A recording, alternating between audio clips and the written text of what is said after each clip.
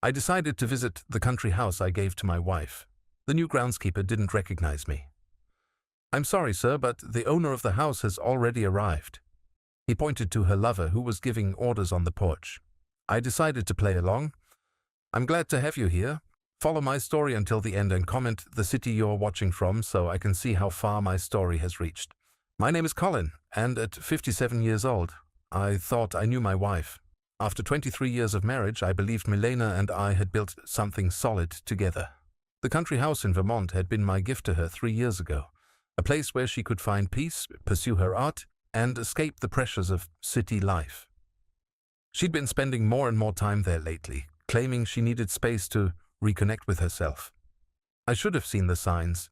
The drive from Boston took me 3 hours, winding through autumn roads painted in brilliant oranges and reds. I hadn't called ahead. I wanted to surprise her. Maybe we could spend the weekend together, just the two of us, like we used to in the early days. God knows we needed it. Our conversations had become stilted, formal, like two strangers sharing a house rather than a life. The wrought iron gates came into view around the final bend, and my heart lifted slightly. The property looked magnificent in the fall light, the old colonial house sitting proudly among the maple trees I'd paid $12,000 to have professionally landscaped.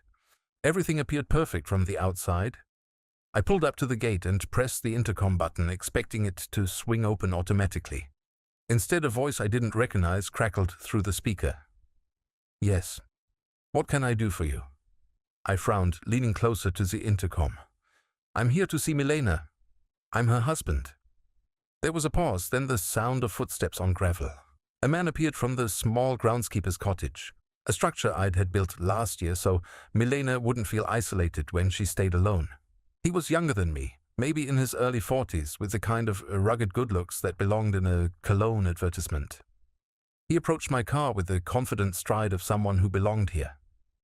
"I'm sorry, sir," he said, his tone polite but firm, "but the owner of the house has already arrived." The words hit me like ice water. Owner of the house? I stared at him, waiting for recognition to dawn in his eyes, for him to realize his mistake. But his expression remained unchanged, professional, courteous, and completely unaware that he was speaking to the man who held the deed to this property. "I think there's been a misunderstanding," I said, my voice sounding strange even to my own ears. "I'm Colin Patterson. This is my house." The man's brow furrowed slightly, but not with recognition, with confusion. "Sir, I'm going to have to ask you to leave. Mrs. Patterson and her husband are here for a private weekend, and they specifically requested no interruptions." Her husband. The words echoed in my head as I sat frozen behind the wheel. Through the bars of the gate, I could see movement on the front porch of my house. A man, not the groundskeeper, but someone else entirely, stood there giving directions to what appeared to be a delivery crew. He gestured with the casual authority of someone completely at home, someone who belonged. My chest tightened as the full weight of the situation settled over me. Milena was here, in the house I'd bought for her, with another man, and somehow, in some way I couldn't yet comprehend, I had been erased from my own property so completely that even the staff didn't know who I was. The groundskeeper was still watching me, waiting for me to drive away. His hand rested casually on the gate latch, but his posture suggested he was prepared to call for backup if needed. How long had he been here? How many times had Milena told him stories about her real husband, the man currently standing on my porch? "Is there something wrong with your hearing, sir?" the groundskeeper asked, his politeness beginning to wear thin. "I need you to move along." Something in his tone, the dismissive way he spoke to me, as if I were some unwanted solicitor, sparked a dangerous idea in my mind. If Milena wanted to play games, if she wanted to pretend I didn't exist, then perhaps I should play along. Perhaps it was time to see just how deep this deception went. I forced my face into what I hoped was an apologetic expression. "You're absolutely right. I'm sorry. I think I may have gotten turned around. I'm actually looking at properties in the area, thinking of buying something for weekend getaways. This place is exactly what I had in mind." The groundskeeper's demeanor shifted immediately. The suspicious edge disappeared, replaced by the helpful attitude of someone who might be speaking to a potential buyer. "Oh, well, I'm afraid this property isn't for sale, sir. The Pattersons are very happy here." Of course, I said, my mind racing. But you know how it is. Sometimes people change their minds if the price is right. Would it be possible to speak with them? Just to express my interest? I watched his face carefully, noting the moment when he glanced back toward the house. He was considering it, weighing whether this was something he should handle himself or pass along to his employers. The fact that he needed to think about it told me everything I needed to know about who really made the decisions here.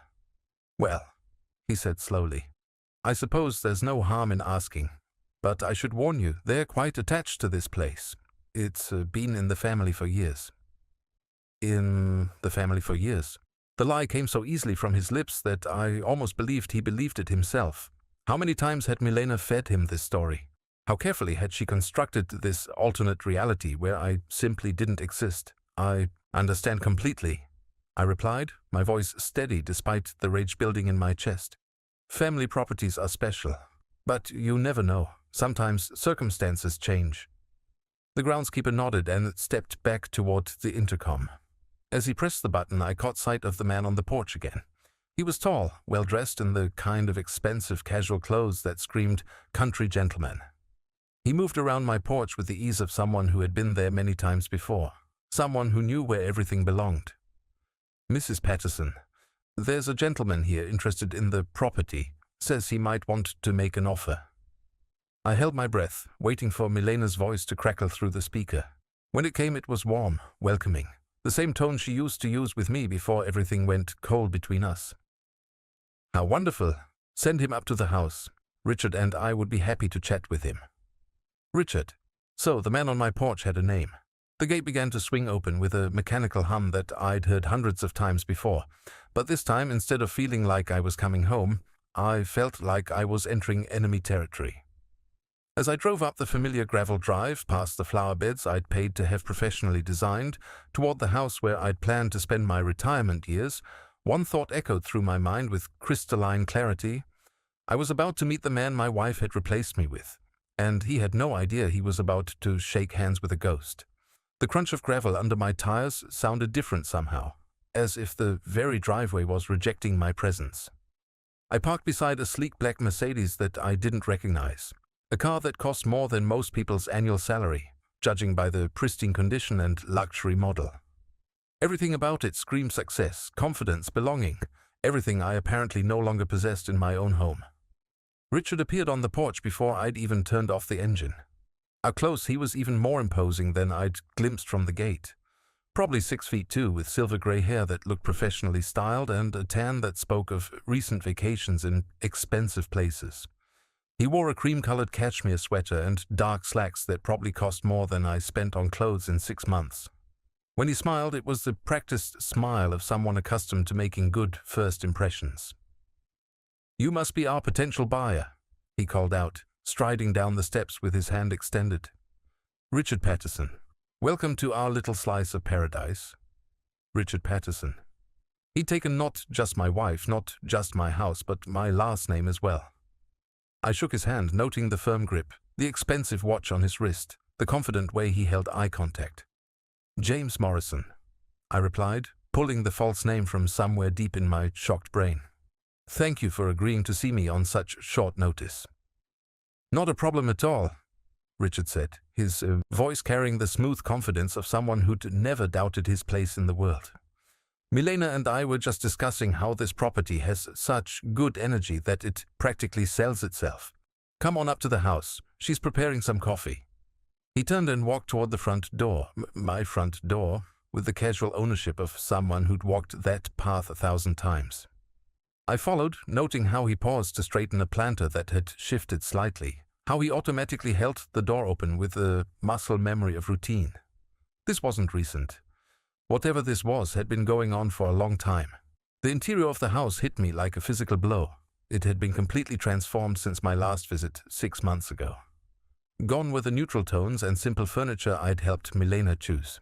Instead, the living room was decorated in rich burgundies and golds, with artwork I'd never seen before hanging on walls I'd paid to have painted.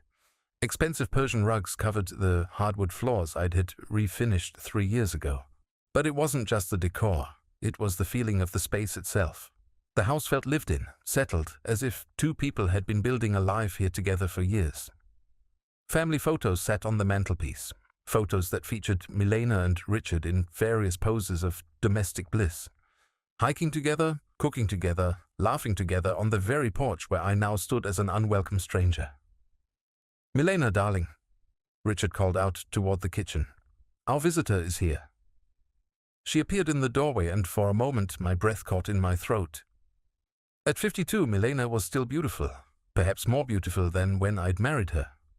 Her dark hair fell in soft waves around her shoulders, and she wore a flowing dress that made her look like she'd stepped out of a magazine about country living.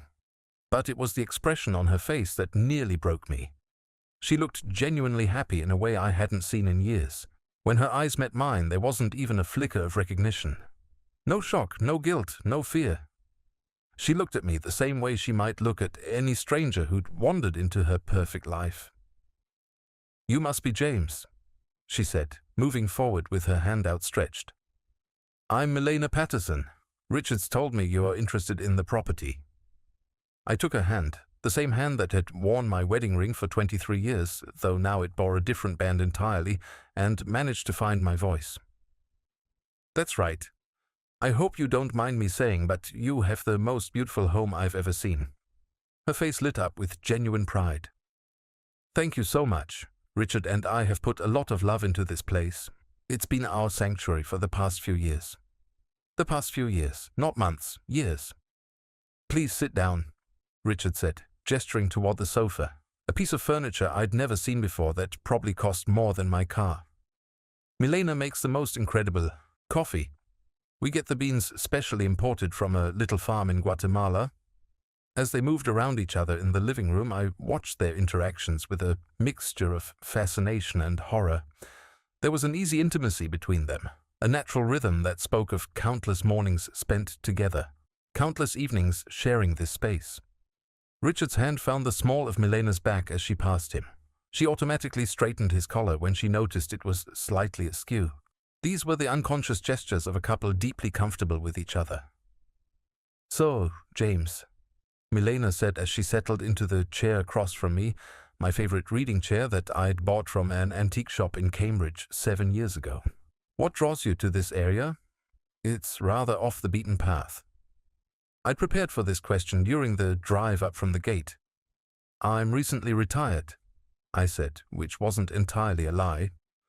"I've been looking for somewhere peaceful to write my memoirs. The isolation appeals to me." "How wonderful," she said, and I could hear genuine enthusiasm in her voice. "What sort of work were you in?" "Finance," I replied, choosing something vague enough to avoid follow-up questions. "Corporate consulting mostly. Nothing very interesting." Richard leaned forward with interest. "You know, that's exactly the kind of background this area could use more of. Too many of the old families have let their properties run down because they don't understand modern financial planning." The irony wasn't lost on me. Richard was sitting in my house wearing my wife's attention like a comfortable sweater, lecturing me about financial planning. "The previous owner was exactly that type," Milena added, settling back in her chair with her coffee cup cradled in her hands. "A sweet man, but completely impractical when it came to money matters. He bought this place as some sort of investment, but he never really understood how to maintain a property like this." "Previous owner." I gripped my own coffee cup tighter, using the heat to keep my hands from shaking. "What happened to him?" I asked, surprised at how steady my voice sounded. Richard and Milena exchanged a look, one of those wordless communications that couples develop over time. "Divorce," Milena said with a slight shrug. His wife finally got tired of his financial irresponsibility and took him to the cleaners. Poor man had to sell everything just to pay the settlement. The room spun slightly around me. In her version of events, I was the failed husband. I was the one who'd been left behind, the one who'd lost everything. She'd rewritten our entire history to make herself the victor in a story I didn't even know we were writing. "That's unfortunate," I managed to say. "It really was," she continued, warming to her subject. "But it worked out perfectly for Richard and me. We'd been looking for exactly this kind of property for months. The timing was almost too good to be true. Almost like it was meant to be." Richard added, reaching over to squeeze her hand. As I watched my wife of 23 years smile lovingly at another man in the house I'd bought for her while she told stories about my own demise, one thought crystallized in my mind with perfect clarity. I was sitting in the middle of the most elaborate lie I'd ever encountered, and the woman I'd loved for more than half my adult life was its architect. "Would you like to see the rest of the house?" Milena asked, rising from her chair with the graceful movements of a woman completely at ease in her surroundings. "Richard's done some wonderful renovations since we've been here." I nodded, not trusting my voice. Every room would be another knife twist, another reminder of how thoroughly I'd been erased from my own life. But I needed to see it all. I needed to understand the scope of what had been done to me. Richard led the way, his hand naturally finding the small of Milena's back as they walked. "We've really tried to honor the original character of the house while making it more functional for modern living," he explained, guiding me toward what had once been my home office. The moment we stepped through the doorway, I felt the blood drain from my face. My desk, the antique mahogany piece I'd inherited from my grandfather, still sat in its familiar spot by the window. But everything else had changed. My books were gone, replaced by volumes on art history and wine collecting. My filing cabinets had been replaced with an elegant credenza that held crystal decanters and expensive-looking pottery. "This is Richard's study," Milena said proudly. "He's quite the collector of rare books." I stared at my grandfather's desk, now covered with papers that belonged to another man. Richard moved behind it with the casual ownership of someone who'd claimed the space completely. As he gestured toward some architectural drawings spread across the surface, I caught sight of something that made my heart stop. There, partially visible beneath the renovation plans, was the corner of a document with my name on it. Not James Morrison, the fake name I'd been using, but my real name, Colin Patterson. My hands began to shake as I realized what I was looking at. "The previous owner left quite a bit of paperwork behind," Richard was saying, apparently noticing my stare. "Legal documents, property records, that sort of thing. We've been meaning to have it all properly disposed of, but you know how these things go." "Richard's been handling all the legal aspects of the property transfer," Milena added. "He's much better with that sort of thing than I am." The casual way she said it, as if transferring my property to another man was just another household chore, nearly broke my composure entirely. I forced myself to focus on the papers visible on the desk, trying to make out more details without appearing suspicious. "You know," I said, moving slightly closer to the desk, "I'm always curious about the legal side of property acquisitions. Was this a complicated transfer?" Richard's expression brightened with the enthusiasm of someone who enjoyed talking about his accomplishments. "Actually, it was surprisingly straightforward once we got all the documentation sorted out. The previous owner's divorce settlement required him to liquidate his assets quickly, so he was motivated to sell." Divorce settlement. The lie came so easily from his lips that I almost believed he believed it himself. "The tricky part," Richard continued, "was dealing with some irregularities in the original deed. Apparently, the previous owner had some financial difficulties that complicated the paperwork. But we managed to get everything sorted out through proper legal channels." As he spoke, he casually shuffled the papers on the desk, and I caught a glimpse of something that sent ice through my veins. There, clearly visible for just a moment, was what appeared to be my signature on a document I'd never seen before. Not a photocopy or a scan, but what looked like an original signature in blue ink. My throat went dry. I knew my own signature, had seen it on thousands of documents over the years. And that was definitely my signature, on a paper I had absolutely no memory of signing. "Excuse me," I said, my voice sounding strange even to my own ears. "Could I trouble you for your restroom?" "Of course," Milena said immediately. "Down the hall, second door on the right, the same place it's always been." She caught herself immediately, but not quickly enough. The phrase hung in the air like smoke, revealing the slip she hadn't meant to make. For the first time since I'd arrived, uncertainty flickered across her face. Richard's eyes sharpened slightly, but he covered it with a smooth laugh. "What Milena means is that old houses like this tend to have very predictable layouts. The restroom is exactly where you'd expect it to be." I nodded and excused myself, but instead of heading directly to the bathroom, I took a detour through the hallway that led to what had once been our bedroom. The door was slightly ajar, and I could see inside without being obvious about it. The room had been completely transformed. Gone was the simple, comfortable furniture Milena and I had chosen together. In its place was an elaborate bedroom suite that looked like it belonged in a luxury hotel. But it was the personal touches that hit me hardest. Framed photos of Milena and Richard on the bedside tables, his clothes hanging in the closet I'd built with my own hands, her jewelry scattered across the vanity I'd given her for our 10th anniversary. On the dresser, partially hidden behind a vase of fresh flowers, I spotted something that made my chest tighten with rage. It was our wedding photo, or rather, it had been our wedding photo. Someone had carefully cut me out of the picture, leaving just Milena in her wedding dress, smiling at empty space, where I used to stand. The sight of my own image, literally erased from our most important moment, filled me with a cold fury I'd never experienced before. But it also clarified something important. This wasn't just about an affair or even about money.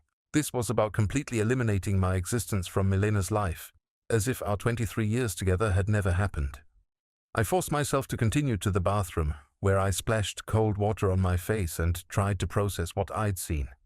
The forged signature, the casual lies about property transfers, the methodical erasure of our shared history. It all pointed to something far more calculating than a simple extramarital affair. When I returned to the study, Richard and Milena were deep in quiet conversation. They stopped talking the moment I appeared, both turning to me with bright smiles that didn't quite reach their eyes. "I hope you don't mind," Richard said, "but while you were gone, Milena and I were discussing your situation. If you're serious about wanting to purchase a property in this area, we might be able to help you more than you realize." "What do you mean?" I asked, though every instinct I had was screaming at me to get out of there immediately. Milena leaned forward with the same expression she used to wear when she was excited about a new art project. "Well, the thing is, we've been considering expanding our real estate portfolio. Richard has such a good eye for undervalued properties, and there are several places in this area that might be perfect for someone with your background. We could potentially act as consultants," Richard added smoothly. "Help you identify the right property, navigate the local market, handle the legal complexities. For a reasonable fee, of course." The audacity of it took my breath away. They were trying to sell me more property, probably using the same fraudulent methods they'd used to steal mine. Milena was sitting in my house wearing jewelry I'd bought her, proposing to help another man avoid the financial mistakes that had supposedly destroyed her previous marriage. "That's very generous," I managed to say. "But I should probably think it over. This is a big decision." "Of course," Milena said warmly. "But don't think too long. Properties in this area don't stay on the market very long when they're properly priced." As they walked me back toward the front door, I caught one more glimpse of the study. The papers were still scattered across my grandfather's desk, but now they were arranged differently. Richard had been careful to cover the documents with my name on them, but not careful enough. I could still see the edge of what looked like a deed transfer and the corner of what might have been a power of attorney. Standing on the porch where I'd said goodbye to Milena countless times before, shaking hands with the man who'd stolen my life, I realized something that chilled me to the bone. They weren't just thieves. They were professionals. This wasn't Richard's first time doing this, and it wouldn't be his last. "We'll be in touch soon," Richard said, his grip firm and confident. "I have a feeling this is going to work out very well for all of us." As I walked back to my car, I could feel them watching me from the porch. When I turned back for one last look at the house I'd bought with 20 years of careful saving, I saw Milena waving goodbye with the same gesture she'd used when I left for business trips. But now I understood the truth. She hadn't been saying goodbye to her husband leaving for work. She'd been practicing for the day she'd wave goodbye to me forever. The drive back to Boston passed in a blur of rage and disbelief. My hands gripped the steering wheel so tightly that my knuckles had gone white, and every few miles I had to pull over to catch my breath. The image of my forged signature kept flashing through my mind, along with Milena's casual dismissal of our 23-year marriage as the failed relationship of an impractical man. By the time I reached my apartment, the small sterile place that had become my refuge since Milena started spending all her time at our country house, it was nearly midnight, but sleep was impossible. Instead, I sat at my computer and began researching Richard Patterson, the man who had stolen my life. What I found in those first few hours of searching made my blood run cold. Richard Patterson wasn't just a name my wife's lover had adopted. It was an identity he'd constructed with meticulous care. According to public records, Richard Patterson had been born 53 years ago in Connecticut, had attended prestigious schools, and had worked in international consulting before retiring early to pursue private investments. On paper, he was exactly the kind of man a woman like Milena would find attractive, successful, sophisticated, financially secure. But as I dug deeper, using the investigative skills I'd developed during my years in corporate finance, cracks began to appear in the perfect facade. The Connecticut birth records were real, but they belonged to a Richard Patterson who had died in a car accident 28 years ago at the age of 25. The school records existed, but when I cross-referenced them with alumni databases, there was no trace of anyone matching the description of the man I'd met. The consulting firm he'd supposedly worked for had been dissolved 15 years ago, leaving no paper trail of his employment. Richard Patterson, the man currently sleeping in my bed with my wife, was a ghost, a carefully constructed identity built on the bones of a dead man's life. I spent the next 3 days consuming every piece of information I could find about identity theft, real estate fraud, and something called romance scams. What I discovered made me sick to my stomach. Richard wasn't just a simple con artist. He was part of a sophisticated network that targeted wealthy, lonely women, wormed their way into their lives, and systematically stripped them of their assets. The pattern was always the same. Identify a vulnerable target, create an attractive false identity, establish an emotional connection, isolate the victim from their support network, and then manipulate them into transferring property or assets. By the time the victims realized what had happened, the perpetrators had vanished, leaving behind nothing but forged documents and broken lives. But there was something different about Milena's case. In every other instance I could find, the victims had eventually discovered the truth and attempted to seek justice. My wife, however, seemed to be a willing participant in her own deception. She wasn't just a victim, she was an accomplice. The realization hit me like a physical blow. Milena hadn't been seduced and manipulated.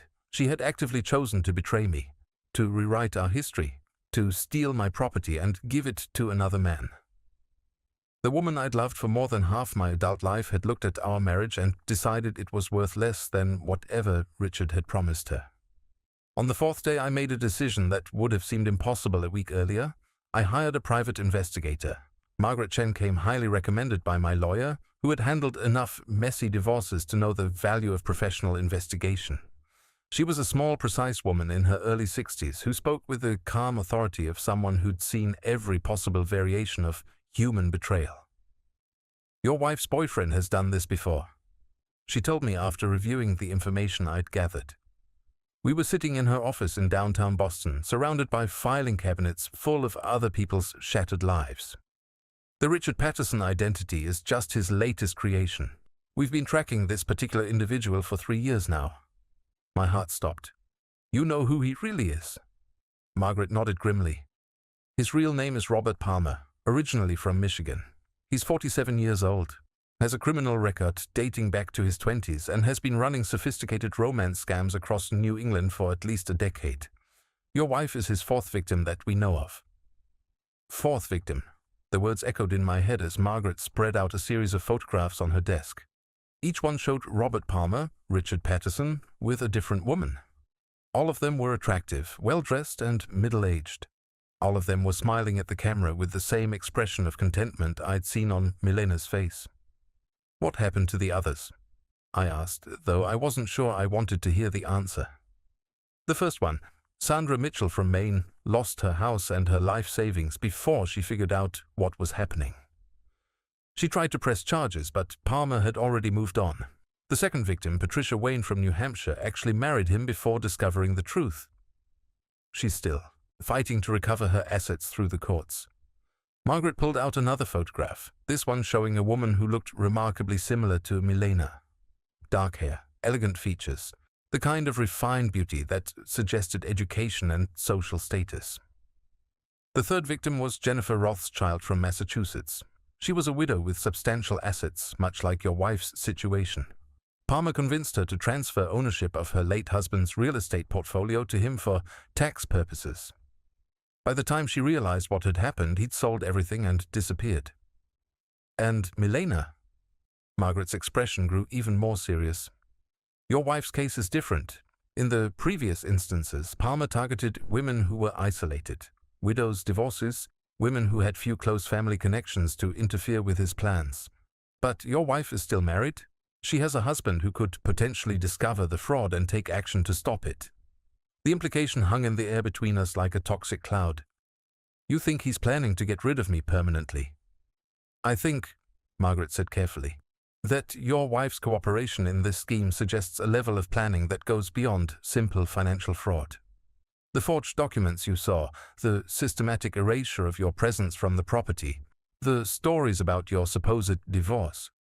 These aren't the actions of a woman who's been manipulated. These are the actions of someone who's actively participating in making you disappear. She leaned forward, her eyes holding mine with uncomfortable intensity. Mr. Patterson, I need you to understand something very important. In 2 of Palmer's previous cases, the victims' former partners died in what appeared to be accidents shortly before the financial transfers were completed. A car crash in Maine, a drowning accident in New Hampshire. Both deaths removed the last potential obstacles to Palmer's plans. The room seemed to tilt around me. I gripped the arms of my chair, struggling to process what Margaret was telling me. Milena wasn't just stealing my property, she was helping to plan my elimination. What do I do? I asked, surprised at how steady my voice sounded. Margaret gathered up the photographs and placed them back in their folder. First, we document everything. Every fraudulent document, every forged signature, every illegal transfer. We build a case that will hold up in court and put Palmer away for a very long time.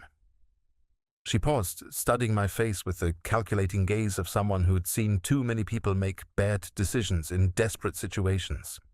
But more importantly, she continued, we make sure you stay alive long enough to see justice done, because if I'm right about Palmer's plans, you're not just a victim of fraud, you're a target for elimination. As I left Margaret's office that afternoon, walking through the busy streets of Boston where I'd lived and worked for 30 years, I felt like a ghost haunting my own life. Every car that passed too close, every stranger who looked at me twice, every unexpected sound made my heart race with paranoia. But underneath the fear, something else was growing, a cold, calculating determination that I'd never felt before. If Milena and her accomplice thought they could erase me from existence, they were about to learn just how wrong they were. I was still alive, I still had resources they didn't know about, and now I knew exactly who I was fighting. The game was far from over. The next 2 weeks became the most intensely focused period of my life. Working with Margaret and a team of forensic accountants she recommended, I methodically documented every aspect of the fraud that had been perpetrated against me.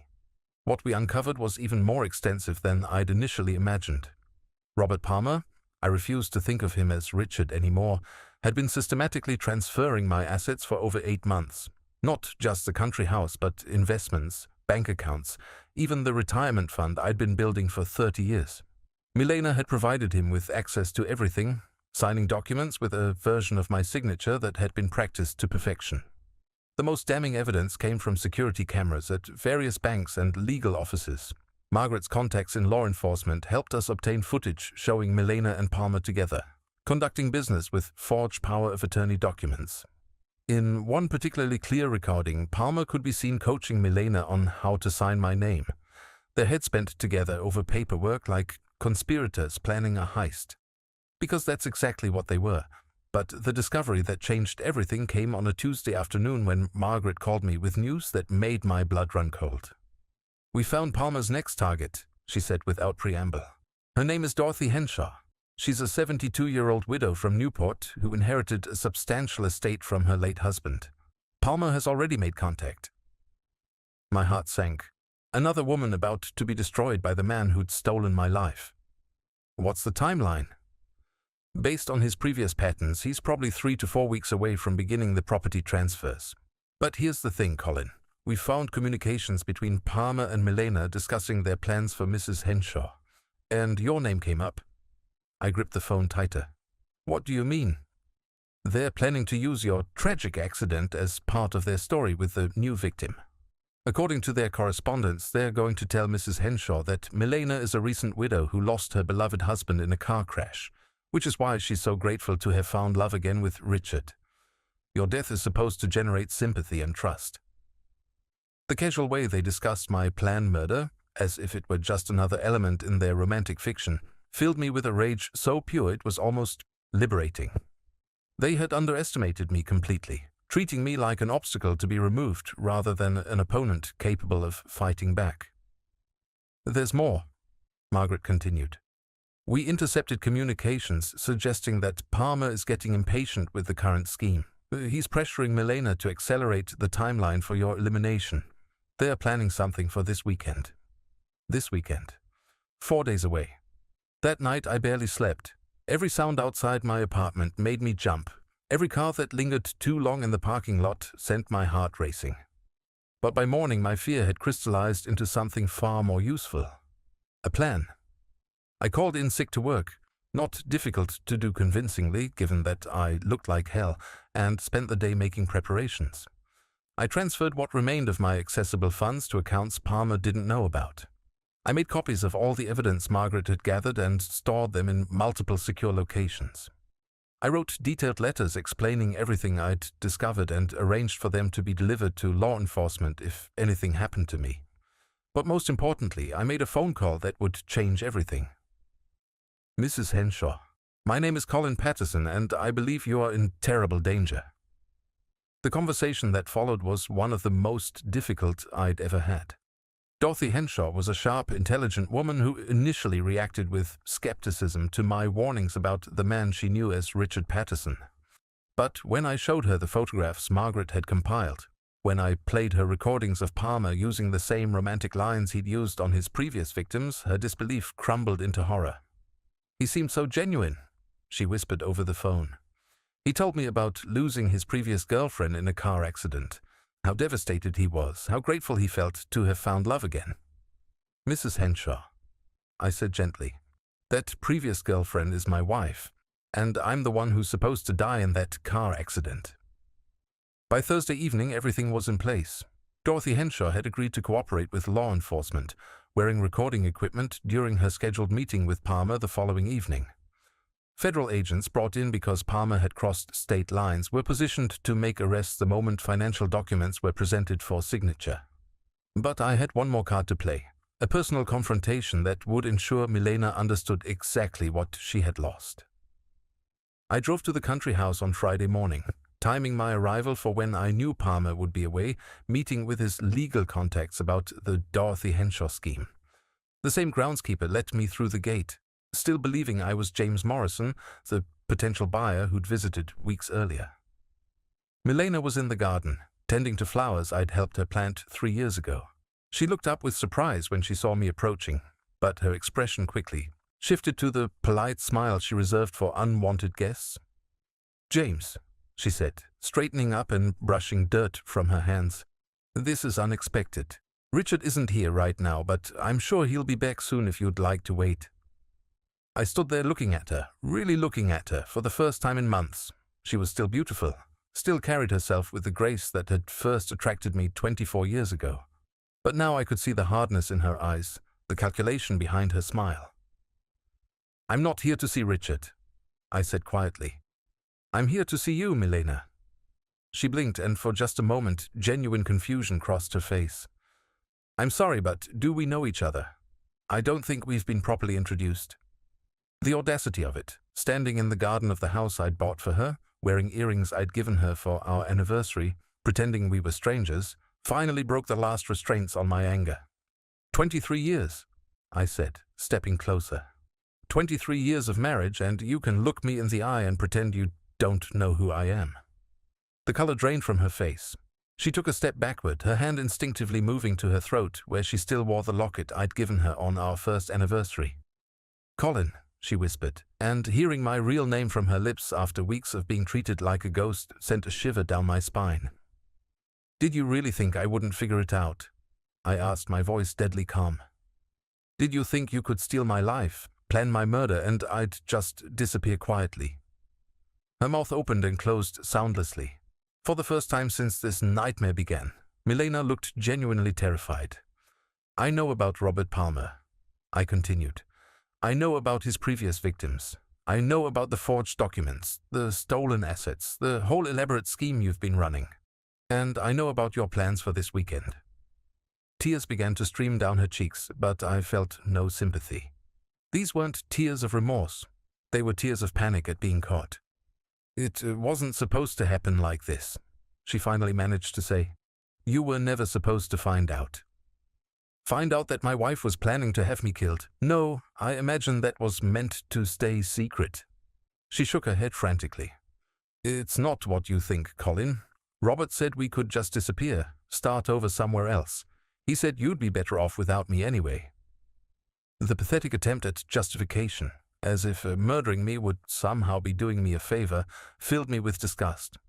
This woman who'd shared my bed, my dreams, my life for more than 2 decades had convinced herself that my death would be a kindness. "Where is he, Milena? Where's Robert right now?" She wiped her eyes with the back of her hand, leaving streaks of mascara across her cheeks. "He's meeting with lawyers in Newport about another property investment. He'll be back tonight." But he wouldn't be back tonight. At this very moment, Robert Palmer was being arrested by federal agents while attempting to defraud Dorothy Henshaw. The carefully constructed life he'd built with my wife was crashing down around him, and soon it would be Milena's turn to face the consequences of her choices. "There's something you should know," I said, watching her face carefully. "Robert's been arrested. The FBI has been watching him for weeks, documenting everything. They have recordings, photographs, financial records, everything they need to put him away for the rest of his life." Milena's legs seemed to give out beneath her. She sank down onto the garden bench, her face a mask of shock and despair. "And they have evidence of your involvement, too," I continued. "Every forged signature, every fraudulent document, every asset transfer, it's all documented. You're going to prison, Milena, for a very long time." She looked up at me then, and for a moment I saw a flicker of the woman I'd once loved. Vulnerable, frightened, desperate. "Colin, please," she whispered.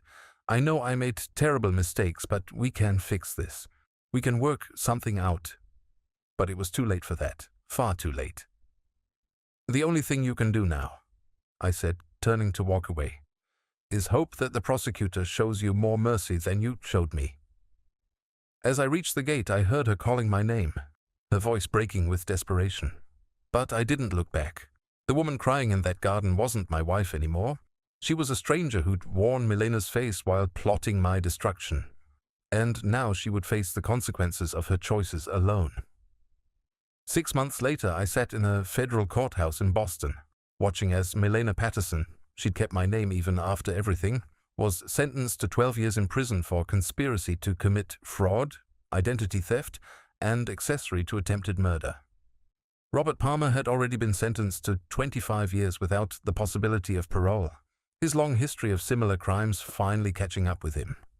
The woman in the orange jumpsuit bore little resemblance to the elegant socialite who'd once graced my arm at charity galas and dinner parties. Prison had stripped away the careful makeup, the expensive clothes, the polished facade that had hidden her true nature from me for so many years. When the judge read her sentence, she didn't cry or plead or show any sign of the vulnerability she'd tried to use to manipulate me during our final confrontation. She just looked empty, hollow, like a shell of a person who'd finally run out of lies to tell. As the bailiff led her away in shackles, she turned to look at me one last time. Our eyes met across the courtroom, and I felt nothing. No anger, no sadness, no lingering love for the woman I'd spent 23 years trying to make happy. Just the quiet satisfaction of seeing justice served. The federal prosecutor, a sharp woman named Amanda Torres, who'd become something of a specialist in Palmer's type of fraud, approached me as the courtroom emptied. "Mr. Patterson, I wanted to thank you again for your cooperation in this case. Without your willingness to come forward and work with law enforcement, Palmer would have continued victimizing innocent people." I shook her hand, thinking about Dorothy Henshaw, who'd sent me a heartfelt letter thanking me for saving her from financial ruin. It was the right thing to do. "The asset recovery team will have your property fully restored within the next 30 days. Torres continued. All fraudulent transfers have been reversed and you should have complete access to your accounts by the end of the week. I nodded, though the money and property felt less important now than they had 6 months ago. The real victory wasn't getting my assets back, it was getting my life back. Outside the courthouse, Margaret Chen was waiting for me with a small smile that suggested satisfaction at a job well done. "So," she said as we walked toward the parking garage, "what are your plans now? Are you going to keep the country house?" I'd been thinking about that question for weeks. The house in Vermont held too many memories. Not just of the betrayal, but of the years when I'd been genuinely happy there with a woman who'd never really existed. The Milena I'd loved had been a carefully constructed fiction, as false as Richard Patterson's identity. "I'm selling it," I said. "I've already found a buyer, a young couple with 2 kids who will actually appreciate what it has to offer." Margaret nodded approvingly. "Starting fresh?" "Exactly. And that's what I was doing. Starting completely fresh at 57 years old, with a clarity about life that I'd never possessed before. The betrayal that had nearly destroyed me had also freed me from illusions I hadn't even known I was carrying. 3 weeks later, I stood on the deck of a small cabin I'd purchased in the mountains of North Carolina, a place Milena had never seen, where no memories of our life together could intrude. The cabin was modest compared to the Vermont estate, but it was entirely mine, paid for with money that had never been touched by fraud or deception. My neighbor, a retired teacher named Helen, who lived about a quarter mile down the mountain road, had invited me to a community potluck dinner that evening. It would be my first social gathering since the trial, my first attempt at building relationships that weren't built on lies or manipulation. I was nervous about it, if I'm being honest. After what I'd been through, trusting people felt like walking on ice that might crack at any moment. But I was learning that isolation wasn't safety. It was just another kind of prison. As I dressed for the dinner, I caught sight of myself in the bathroom mirror. I looked different than I had a year ago. Thinner, certainly. The stress had taken its toll, but also more alert, more present. The passive complacency that had allowed me to miss the signs of Milena's betrayal was gone, replaced by a quiet confidence I'd never possessed before. The potluck was held in the community center, a rustic building that hosted everything from town meetings to wedding receptions. When I arrived carrying a store-bought pie, cooking had never been my strong suit. I was immediately welcomed by people who knew nothing about my past except that I was the new guy who'd bought the Henderson place. Helen introduced me around with the easy familiarity of someone who'd lived in the community for decades. There was Bob, who ran the local hardware store and immediately offered to help me with any repairs the cabin might need. There was Sarah, a nurse at the county hospital, who mentioned that the local hiking club was always looking for new members. There was Tom, a retired mechanic who owned the garage down in the valley and said I should bring my car by for a tune-up before winter. These were genuine offers of friendship and assistance, made without expectation of anything in return. The contrast to the calculated manipulation I'd lived with for years was so stark it was almost overwhelming. As the evening progressed, I found myself relaxing in a way I hadn't in months.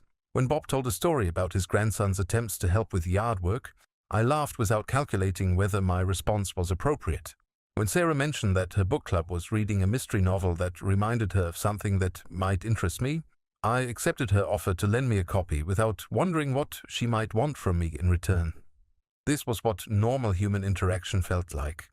This was what I'd forgotten during all those years of walking on eggshells around Milena's moods and needs and carefully orchestrated social performances.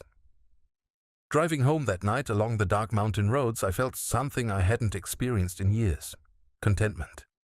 Not the desperate happiness of someone trying to convince himself that his life was working, but the quiet satisfaction of someone whose life actually was working. Back at the cabin, I made myself a cup of coffee and sat on the deck, looking out at stars that were invisible in the light-polluted skies of Boston. The silence was complete except for the occasional call of an owl or the rustle of leaves in the wind. For the first time since this whole nightmare began, I thought about my future with genuine excitement rather than grim determination. I was 57 years old, financially secure and completely free to build whatever life I wanted. There were books I wanted to read, places I wanted to travel, friendships I wanted to cultivate without the toxic influence of someone who saw every relationship as an opportunity for manipulation. I thought about Milena sitting in her federal prison cell, probably still trying to figure out how to work the system to her advantage. The woman who'd been so focused on appearances and social status was now wearing identical clothes to murderers and drug dealers, eating institutional food, sleeping on a narrow cot in a shared cell. For a moment, I almost felt sorry for her.